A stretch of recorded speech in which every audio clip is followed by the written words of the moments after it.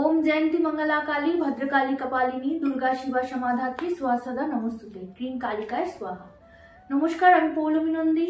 আমি professional astrologer. আমি গত 15 বছর ধরে অ্যাস্ট্রোলজির সাথে যুক্ত রয়েছি, তার সাথে সাথে তন্ত্রটাও চর্চায় রয়েছে এবং বিগত 6 বছর ধরে আমি সংখ্যাতত্ত্ব বা নিউমেরোলজির উপরে রিসার্চ করে আসছি, রিসার্চ করছি, বর্তমানে রিসার্চ চলছে। তো আজকে যেটা আলোচ্য বিষয় আমাদের বিগত দিনে অনেকগুলি রাশি নিয়েই আমার পেজেতে পোস্ট হয়েছে, আমার ইউটিউব চ্যানেলেও পোস্ট হয়েছে, অর্থাৎ অ্যাস্ট্রো অ্যাক্সিসে। আজকে আমরা বাকি যে রাশিগুলি রয়েছে সেই রাশিগুলি সম্পর্কে জেনে নেব।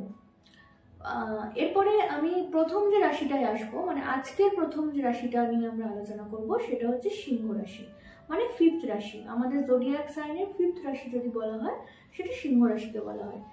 সিংহ ফায়ারি এলিমেন্ট, সূর্যের একমাত্র রাশি সিংহ রাশি। সিংহ রাশি এমন একটি রাশি যার মধ্যে ফায়ারি এলিমেন্ট, যার মধ্যে লিডারশিপ কোয়ালিটি, যার মধ্যে কিং, সিংহ মানে কিং, তো কিং কোয়ালিটি, এবং সিংহ রাশিতে রুলড বাই সান, সানও কিন্তু অর্থাৎ সূর্য কিন্তু প্ল্যানেটের রাজা। তো লিডারশিপ কোয়ালিটি, কিং টাইপের এবিলিটি, এটা এদের মধ্যে ভীষণ ভালো দেখা যায় এবং এরা বর্ন ফাইটার, বর্ন লিডার সিংহ রাশির জাতকরা হয়ে থাকেন, যেহেতু এরা রুলড বাই, এদের যে রাশিটা আছে রুলড বাই সান।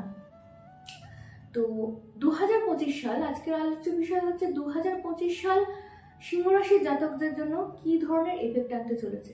প্রথম কথা যেটা বলবো, সিংহ রাশির জাতক আপনারা সাবধান থাকবেন।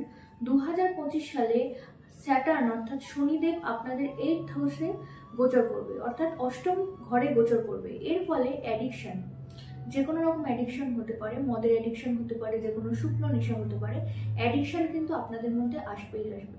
সিংহ রাশির জাতকদের ক্ষেত্রে এটা আমি একদম ক্রস দিয়ে দেবো, আপনারা কিন্তু অ্যাডিকশন, যে কোনো অ্যাডিকশন থেকে দূরে থাকবেন।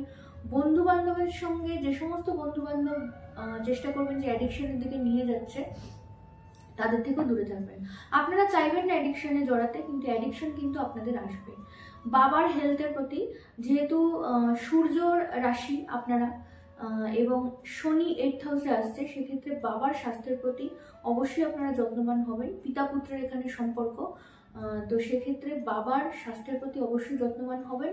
আবার সাইমালটেনিয়াসলি সিংহ রাশির জাতক এবং জাতিকাদের ক্ষেত্রে কিন্তু বাবা বা পিতৃস্থানীয় কোনো মানুষের কিন্তু অ্যাডভাইস এই বছরটা ভীষণ লাভদায়ক হতে চলেছে। হতে পারে যে সেই ব্যক্তি আপনার কাজ সম্পর্কে কিছু জানে না, সেই ব্যক্তি আপনার ওয়ার্ক ফিল্ড সম্পর্কে কিছু জানে না, আপনি ভাববেন যে এই মানুষের থেকে আমার সাজেশন কি লাভ হবে, কিন্তু লাভ ডেফিনেটলি হবে।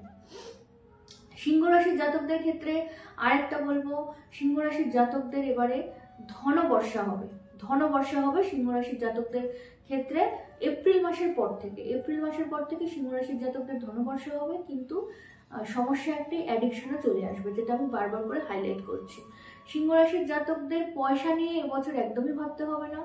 জব চেঞ্জ হবে, পরিবর্তন হবে, অনেক কিছু জীবনে পরিবর্তন আসবে। 2025 সাল আপনাদের জীবনে অনেক কিছু পরিবর্তন আনাবে। জব চেঞ্জের প্রবণতা রয়েছে, জব চেঞ্জের যে পজিশন সেটা পরিলক্ষিত হচ্ছে আপনাদের রাশি এবং লগ্নে। সিংহ রাশির রাশি এবং লগ্ন দুজনের জন্য এই প্রেডিকশন। তো জব চেঞ্জের একটা প্রবণতা আপনাদের মধ্যে রয়েছে। আর আপনাদের ক্ষেত্রে লাভ লাইফ বা ম্যারেজ লাইফের ক্ষেত্রে যেটা হবে, আপনি আপনার স্পাউসের সাথে বা আপনার লাভারের সাথে, যদি প্রেম সম্পর্কে জড়িত থাকেন তাহলে লাভার, বা যদি দাম্পত্য সম্পর্ক থেকে থাকে তাহলে স্পাউসের সাথে রিলেশন কি হবে, একটা ডিট্যাচমেন্ট আসবে। আপনি যত অ্যাটাচ থাকার চেষ্টা করবেন, কোথাও সামহাও একটা ডিট্যাচমেন্ট, একটা একাকিত্ব আপনার মধ্যে কিন্তু বিরাজ করবে। মনে হবে আন্ডারস্ট্যান্ডিং হচ্ছে না, কিন্তু আপনি 100% আন্ডারস্ট্যান্ডিং করার চেষ্টা করবেন, কিন্তু সামহাও আপনার মধ্যে একটা ডিট্যাচমেন্ট চলে আসবে, মনে হবে ডিট্যাচ হয়ে যাচ্ছেন আপনি। এটা আপনাকে মানসিকভাবে ভীষণভাবে ট্রাবল দেবে। তো এই জায়গাটা ভাবার অতটা দরকার নেই, সব ঠিকই থাকবে। এই যে ইনটিউশনটা তৈরি হবে, এই হ্যালুসিনেশনটা তৈরি হবে, এটা একান্তই আপনার মনে হবে বিভিন্ন কথা, বিভিন্ন বার্তা, বিভিন্ন পরিস্থিতিতে যে আপনাকে কেউ বুঝছে না, আপনার স্পাউস, অ্যাকচুয়ালি স্পাউসের কথা হচ্ছে এখানে, স্পাউস বুঝছে না বা লাভার বুঝছে না, আন্ডারস্ট্যান্ডিং হচ্ছে না, আপনি কোথাও যেন একা হয়ে গেছেন। তো এটা ভাববেন না, একাকিত্বকে নিজেকে গ্রাস করতে দেবেন না, একা আপনি হচ্ছেন না, এটা জাস্ট আপনার একটা ইনটিউশন তৈরি হচ্ছে। আপনাদের সার্বিক উন্নতি যেটা হবে বছরের শেষের দিকে হবে। আর অর্থের দিক থেকে কোনো সমস্যা নেই, যে সমস্যাটা আসবে নেশার সমস্যা, অ্যাডিকশনের একটা সমস্যা রয়েছে, আর স্পাউসের জায়গা থেকে একটা সমস্যা রয়েছে। যারা বিদেশ যাত্রার পরিকল্পনা করছেন সিংহ রাশির জাতক এবং জাতিকা, বিদেশ যাত্রা কিন্তু এবছর হবে না, বিদেশ যাত্রায় কিন্তু বাধা আসবে, এবছর বিদেশ যাত্রা শুভ ফল দেবে না।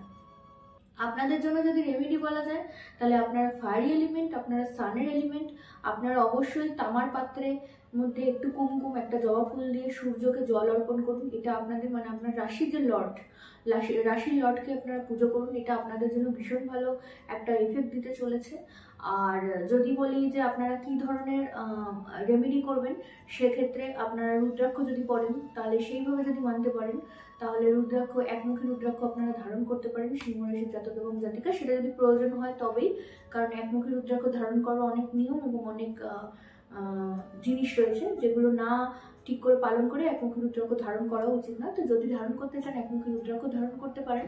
আর তার সাথে সাথে আপনারা রেড জ্যাসপার ক্রিস্টালের মধ্যে যদি ধারণ করতে চান রেড জ্যাসপার ধারণ করতে পারেন। রেড জ্যাসপার বা রেড কার্নেলিয়ান আপনাদের ক্ষেত্রে ভীষণ ভালো কাজ দেবে। আর দ্বিতীয় কথা হচ্ছে, যদি আপনারা চান যে কোনো স্টোন ধারণ করবেন তো অবশ্যই আপনারা চুনি ধারণ করতে পারেন। তো এই ওভারঅল সিংহ রাশির একটা প্রেডিকশন হলো। তো সকলে ভালো থাকবেন, সুস্থ থাকবেন, মায়ের কাছে এটাই কামনা করি আপনারা ভালো থাকুন, পজিটিভ থাকুন, সুস্থ থাকুন। জয় মা চামুন্ডা, জয় মা কামাখ্যা।